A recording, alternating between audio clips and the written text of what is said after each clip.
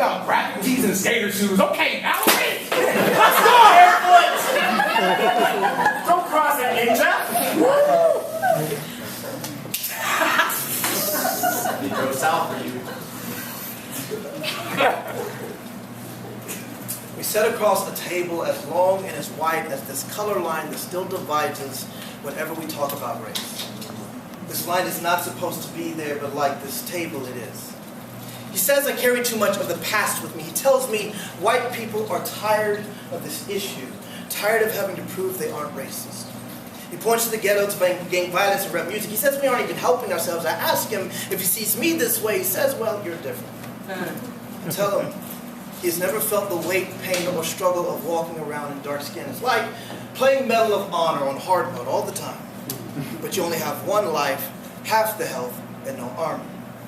Today we're at this table again, he has trouble. The first thing he says to me is, my grandfather wasn't racist, but... He lays down 4 postcards he found among his grandfather's treasures after he died. In protective sleeves like baseball cards, on each card, a collection of white men in Sunday best, buttoned-up shirts, ties, creased slacks, standing around black men, burnt and smoking, dangling like Christmas ornaments. Trees look so pretty when completely lit, but black men couldn't stay lit long enough to light a whole tree. They found themselves always replacing candles.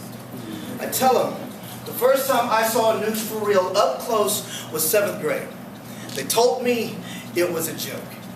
He says he can't imagine that still happening. I ask him why. Frederick James Carter was hung in Mississippi in 2010. I tell him society may have given us the chance for equality, but intolerance was passed down from father to son like the cheapest of family heirlooms, like secrets. And this time, the skeletons in the closet still have their skin on. You see, he is struggling with connecting the dots from outright hatred to invisible bigotry, so I help him.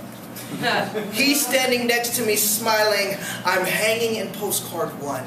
He holding his father's hand. I'm hiding. My daddy is hanging in postcard 2. He flips past. He treats these postcards like baseball cards. I flip past missing photos and family albums because grandpa was hung in postcard 3. He jokes among white friends.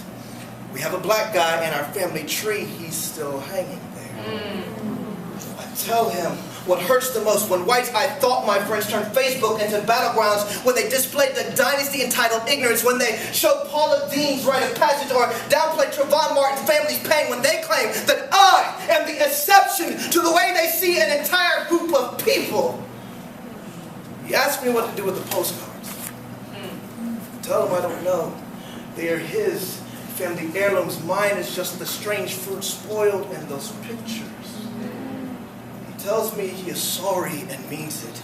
I tell him I am sorry too.